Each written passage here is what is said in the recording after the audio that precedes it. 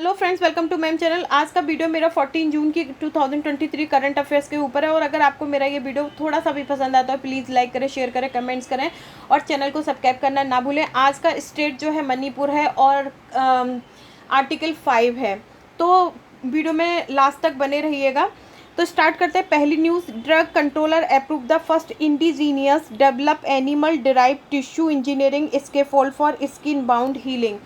तो यहाँ पर ये न्यूज़ कह रही है, देन ये बोल रहा है Shri Chitra Tirunal institute for medical science and technology has become the first institution in the country to develop class D medical device that satisfy of statutory requirement of the Central Drug Standard Control Organization। तो यहाँ पर क्या हो रहा है कि Shri Chitra Tirunal institute of medical science and technology ने पहली बार एक animal derived tissue engineering scaffold बनाया है। किसके लिए? जो चोट वगैरह लग जाती है उसके लिए। और इसको अप्रूवल किसने दिया है? ड्रग कंट्रोलर ने अप्रूवल दिया है। पहले हम इंडिजीनियस का मतलब जानते हैं, जो चीज़ हमारे भारत में बनी हो वो इंडिजीनियस कहलाती है। पहले जो छोटी मोटी चोट लग जाते थे तो आपने देखा होगा जॉनसन का हैंडी प्लास्ट और डिफरेंट कंपनी के, इस तरीके से हम हैंडी प्लास्ट को यूज़ करते थे। अभी की डेट में हमारे भारत में ही SCTIMST ने एनिमल टिश्यू से इस तरीके के हैंडी प्लास्ट को डेवलप किया है, जिसको ड्रग कंट्रोलर ने अप्रूवल दे दिया है। नेक्स्ट न्यूज़ है, वो कहती है कि Kolkata west defence shipyard garden research ship builder and engineering limited launch two warship and lay keel on June 13, 2023। तो यहाँ पर कोलकाता में कंपनी है जिसका नाम है शिपयार्ड है, जिसका नाम है garden rich ship builder and engineering limited. इसने 2 वॉरशिप को और 3rd नंबर की एक कील को क्या किया है? लॉन्च किया है 13 जून 2023 को। इसके बाद जो नेक्स्ट न्यूज़ है वो है Indian film documentary title when climate change turns violet wins WHO award in the health for all category. देखिए, एक इंडियन फिल्म डॉक्यूमेंट्री, हमारे भारत की एक डॉक्यूमेंट्री फिल्म है जिसका नाम है when climate change turns violent. इसने WHO अवार्ड को विन किया है, और किस कैटेगरी में? हेल्थ कैटेगरी में। देन फिर आता है over the past 2 year the central government has when, मतलब पिछले 2 साल से सेंट्रल गवर्नमेंट ने 150 यूट्यूब चैनल्स को, ठीक है, ट्विटर्स चैनल्स को और कुछ इंस्टाग्राम चैनल को बंद कर दिया है, क्योंकि वो एंटी इंडिया मतलब कि भारत के विरुद्ध में अपने चैनल पे या इंस्टाग्राम पे या यूट्यूब चैनल पे बोल रहे थे। तो ऐसे 2 साल के अंदर भारत ने 150 ऐसे यूट्यूब चैनल को और ट्विटर अकाउंट्स को और इंस्टा अकाउंट को बैन किया है। देन आता है Silvio Berlusconi, the Italian farmer PM। ये सिल्वियो बर्लुस्कोनी जो है इटली के फॉर्मर या बोल सकते हैं पूर्व प्रधानमंत्री थे, जिनका देहांत हो चुका है 86 की एज में। देन आता है Australia won the world test championship by Ruth Leslie dismantling India on the 5th day of the final at the Oval. देखिए, वर्ल्ड टेस्ट चैम्पियनशिप चल रहा था ओवल में, जिसने इंडिया ने विजय हासिल की है। मतलब इंडिया टॉप पे रहा है और ऑस्ट्रेलिया टॉप पर रहा है और इंडिया 5th स्थान पर रहा है। यहाँ पे टोटल दिखाया गया, ऑस्ट्रेलिया का जो टोटल रहा है जीतने का वो 469 है और इंडिया का 296। तो ऑस्ट्रेलिया नंबर 1 पे रहा है। ऑस्ट्रेलिया ने ये वर्ल्ड टेस्ट चैम्पियनशिप जीत ली है और इंडिया की रैंकिंग देखते हैं तो ये 5th नंबर पे है वर्ल्ड टेस्ट चैम्पियनशिप में। नेक्स्ट बात आती है बिपर जो है, ये इसके बारे में मैं पहले भी बता चुकी हूँ। ये एक सीवियर साइक्लोन है, मतलब समुद्र में आने वाला एक तूफान है, जो कि अभी पूरे अरेबियन सी को घेरे हुआ है और 15 जून को नेक्स्ट 2 डेज़ में या मतलब कल को ये कहाँ पर गुजरात को हिट करेगा। ठीक है, यहाँ पर मैंने लिख भी दिया, the western Indian state of Gujarat is on high alert of extremely severe cyclone is due to hit part of Thursday, मतलब 15 जून को ये हिट करेगा, जिसकी वजह से बारिश वगैरह काफ़ी तेज़ी से बारिश वगैरह होने के चांसेस बनते हैं। नेक्स्ट जो न्यूज़ है वो कहती है India has top the list of digital payment. India जो है शिखर पर है डिजिटल पेमेंट में, जो यूपीआई पेमेंट वगैरह होता है इसमें ऑल वर्ल्ड में क्या है, टॉप नंबर पे है।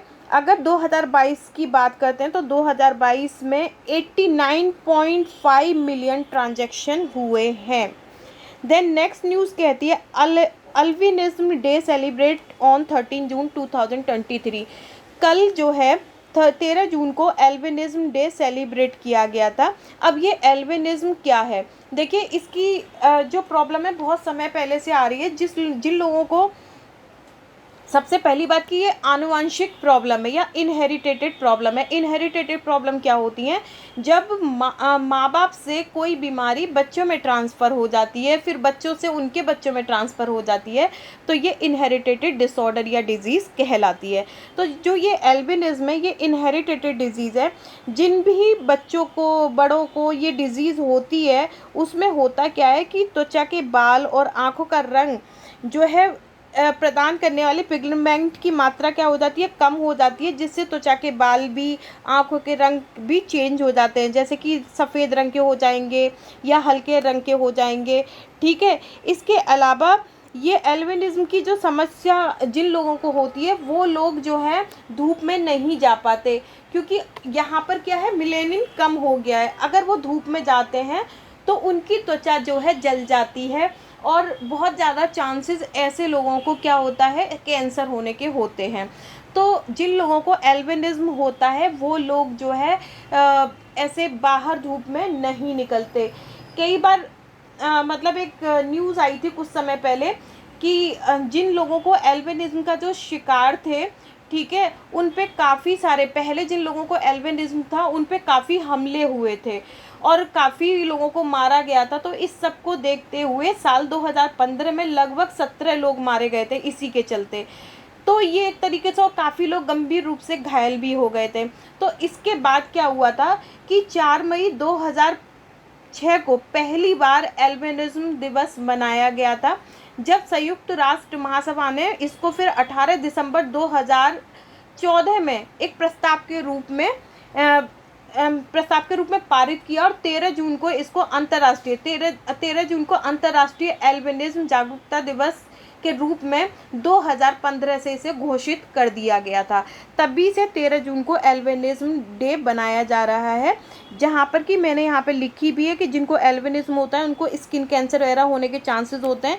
ये एक फ़ोटो शेयर की है कि जिस भी बच्चे को या बड़े को एल्बिनिज्म होगा वो इस तरीके से दिखाई देगा, और ऐसे लोग धूप में नहीं जाते क्योंकि इनकी स्किन जल जाती है और इन्हें कैंसर होने के भी चांसेस बढ़ जाते हैं।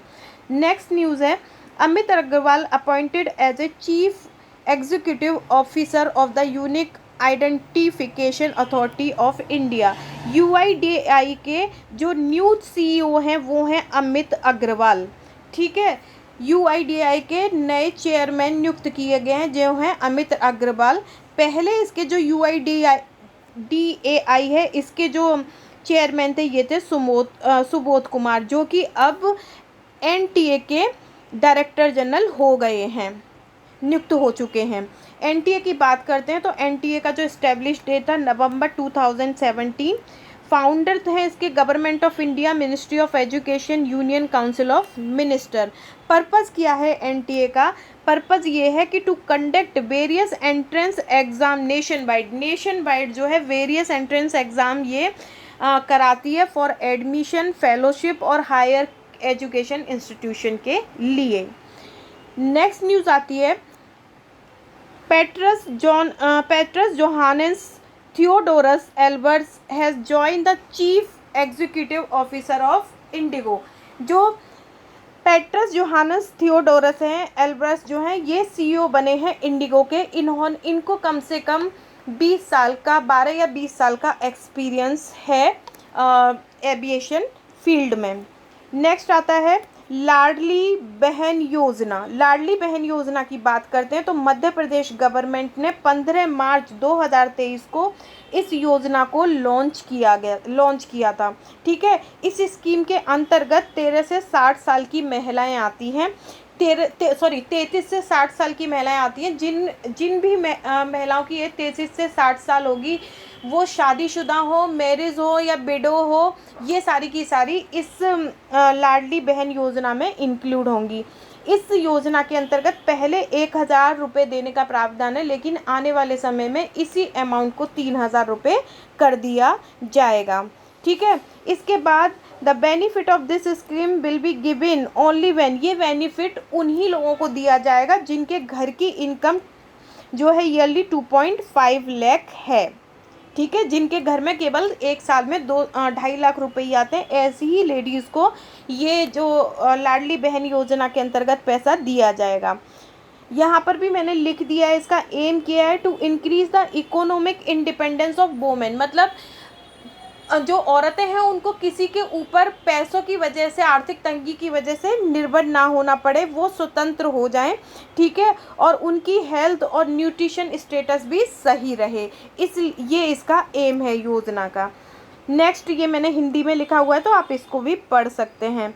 नेक्स्ट न्यूज़ है, the prime minister Shri Narendra Modi has invited input from citizen for मन की बात program that will take place on 18 June 2023 and share your inputs on the Namo app, my government or record your message by dialing 1800117800। इसका मतलब क्या है कि प्रधानमंत्री जी ने बोला है कि 18 जून 2023 को मन की बात प्रोग्राम आएगा, तो उसके लिए जो भी भारत के नागरिक हैं वो जो हैं अपने इनपुट या अपनी बातें शेयर करें, या तो वो अपनी बातें नमो ऐप पे शेयर कर दें या माई GOV पे शेयर कर दें, या ये जो नंबर दिया हुआ है डायलिंग नंबर 1800117800, इस पे अपना मैसेज जो है रिकॉर्ड कर दें। इसके बाद आता है आर्टिकल 5। आज की न्यूज़ हमारी ख़त्म हो गई। आर्टिकल 5 के बारे में बात करते हैं तो आर्टिकल 5 मेनली सिटीजनशिप को दर्शाता है, मेनली सिटीजनशिप के बारे में बताता है। लेकिन यहाँ पर क्या बोल रहा है कि citizenship at the commencement of the constitution, संविधान के प्रारंभ में नागरिकता। Who has the ordinary has been residence India for the not less than 5 year immediately presiding the commitment of the constitution. ये कह रहा है जो संविधान के लागू होने से ठीक पहले कम से कम 5 साल तक भारत का निवासी रहा हो। नेक्स्ट लाइन में यहाँ पर ये बोला who has his domicile in India and who has either himself born in the India territory of India. Second है any of those parents were born in the territory of India. Third बोल रहा है कि who has ordinary resided in the territory of India for at least 5 years before the commencement of the constitution. तो 5 से 11 की बात करते हैं आर्टिकल की, तो ये हमारे सिटीजनशिप और कॉन्स्टिट्यूशन के बारे में आर्टिकल्स बताते हैं। आर्टिकल 5 क्या बोलता है? आर्टिकल 5 बोलता है कि कोई भी पर्सन जिसके पास क्या हो, संविधान के प्रारंभ में नागरिकता एक छोटा रूप है, तो ये क्या बोलता है कि भारत की नागरिकता से संबंधित सबसे पहले, जिसमें संविधान के लागू होते ही कौन कौन भारत का नागरिक बन सकता है और कौन कौन भारत का नागरिक नहीं बन सकता, इसके बारे में बताया गया है। इसमें मेनली 3 बातों पे फोकस किया गया है कि कौन भारत का नागरिक बन सकता है। तो भारत का नागरिक बनने के लिए क्या होना चाहिए? सबसे पहले या तो उसके पास डोमिसाइल हो, या जो भारत के राज्य क्षेत्र में किसी भी भारत के पार्ट में जन्मा हो, ठीक है, या फिर उसके माता पिता भारत के किसी भी पार्ट में जन्मे हों, या फिर ऐसा हो कि जब हमारा भारत आज़ाद हुआ था, कॉन्स्टिट्यूशन बना था, उससे पहले 5 साल वो इंडिया में रहा हो। तो ये शर्तें होती हैं अगर किसी के पास या उसके पास नागरिकता हो भारत की। तो अगर इनमें से कोई भी पॉइंट लागू होता है किसी व्यक्ति पे, तो वो जो है भारत का नागरिक कहलाएगा। ये आर्टिकल 5 बताता है। नेक्स्ट जो स्टेट है वो है मणिपुर। मणिपुर के बारे में बात करते हैं तो इसका फॉर्मेशन डे की बात करते हैं तो 21 जून 21 जून 1972 इसका फॉर्मेशन डे है। कैपिटल है इम्फाल। लार्जेस्ट सिटी भी इसकी इम्फाल है। सीएम है नोगनथोबम बीरेन सिंह, जिनको शॉर्ट में एन बीरेन सिंह के नाम से भी जानते हैं। गवर्नर की बात करते हैं तो अनुसुईया जी इसकी गवर्नर हैं। डिस्ट्रिक्ट 16 हैं। लोकसभा सीट 2 हैं और राज्यसभा सीट 1 है। ऑफिशियल लैंग्वेज ऑफिशियल एनिमल जो है वो संगाई है। स्टेट बर्ड की बात करते हैं तो मिसेस हुमे पीजेंट जो है इसकी स्टेट वर्ड हैं। High court Manipur high court है। सेक्स रेशो की बात करते हैं तो 1000 पे 985 गर्ल्स हैं सेक्स रेशो में।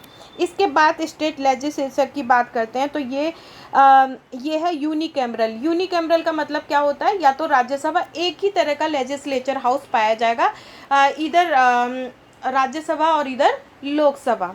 देन होता है लिटरेसी के बारे में, तो लिटरेसी रेट जो है इसका 76.94% है और इस लिटरेसी रेट पे जो मणिपुर है 18th रैंक पे है। नेक्स्ट आता है ऑफिशियल लैंग्वेज इसकी मैतई मणिपुरी है। बॉर्डर स्टेट की बात करते हैं तो देखिए बॉर्डर स्टेट में अगर हम यहाँ से समझ लेते हैं, इसके बॉर्डर स्टेट में इसके पास कौन कौन से आ जाते हैं, नागालैंड आ जाता है, आसाम आ जाता है और मिज़ोरम। इंडिया में जो राज्य लगे हुए हैं मणिपुर से वो कौन कौन से हैं, नागालैंड, आसाम और मिज़ोरम। और आउट ऑफ इंडिया जिस कंट्री की बॉडी लगी हुई है मणिपुर से वो क्या है, म्यांमार। ठीक है, यहाँ पे आपको बाकायदा दिख भी रहा होगा ये मणिपुर है। ये अलग से जो हमारे मैप में जो पार्ट आता है इतना सब बड़ा सा जो अलग से लगा होता है साइड में, ईस्ट साइड में, उसका दिखाया हुआ है कि ये मणिपुर है। और मणिपुर के पास क्या जा रहा है, यहाँ पर म्यांमार से ये कनेक्टेड है। ठीक है, यहाँ पर स्टेट में कौन जुड़ रहा है, नागालैंड जुड़ रहा है, आसाम जुड़ रहा है। ठीक है, और इधर ही इसका मिज़ोरम भी जुड़ेगा नीचे साइड, यहाँ पर नीचे साइड पे। तो ये थे इसके बॉर्डर स्टेट और बॉर्डर कंट्री। नेक्स्ट आता है हमारा wildlife sanctuary. Wildlife sanctuary की बात करते हैं तो Kong Jangamba Ching Yango Pokpi Lokchao wildlife sanctuary present है। Khailem wildlife sanctuary present है। Jiri Makralo wildlife sanctuary present है। Bunning wildlife sanctuary present है और जेलाद वाइल्ड लाइफ सेंचुरी भी यहीं पर प्रेजेंट है। जेलैड वाइल्ड लाइफ सेंचुरी। अब लेक्स की बात करते हैं। ठीक है, तालाब की बात करते हैं तो सबसे फेमस लेक जो है यहाँ की वो है लोकटक लेक। ये नॉर्थ ईस्ट की fresh water largest fresh water lake है, नॉर्थ ईस्ट इंडिया की लार्जेस्ट फ्रेश वाटर लेक है। इसके अलावा जो यहाँ पर लेक पाई जाती हैं, यारल लेक, लुकोई पाट लेक, बैथौ लेक, खोगा डैम, काछोपोंग लेक, इकोप लेक एंड अजुआ जेनेप्यूई मैगी लेक पाई जाती हैं। नेशनल पार्क की बात करते हैं तो कैबुल लमझाऊ नेशनल पार्क, जेलित lake sanctuary, Manipur zoological garden and Sirohi national park, जिसमें Sirohi national park Keibul Lamjao national park में से कई बार क्वेश्चन आ चुका है एग्जाम में। लेटेस्ट स्कीम की बात करते हैं तो अभी जो रिसेंटली जो स्कीम है इसके पास स्टार्टअप मणिपुर और लारिक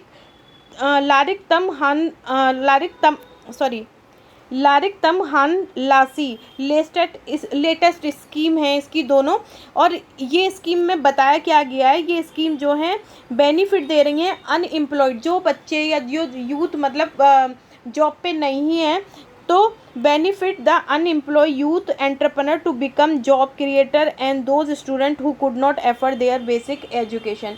ये जो दोनों स्कीम है ये उन लोगों के लिए हैं जो यूथ को नौकरी नहीं मिल रही है या जो लोग अपनी बेसिक एजुकेशन नहीं प्रोवाइड करवा रहे हैं, तो उनको लाभ देने के लिए ये दोनों स्कीम हैं। तो ये था मेरा आज का वीडियो। अगर आपको थोड़ा सा भी मेरा वीडियो पसंद आए तो प्लीज़ लाइक करें, शेयर करें, कमेंट्स करें और चैनल को सब्सक्राइब करना ना भूलें। Thank you.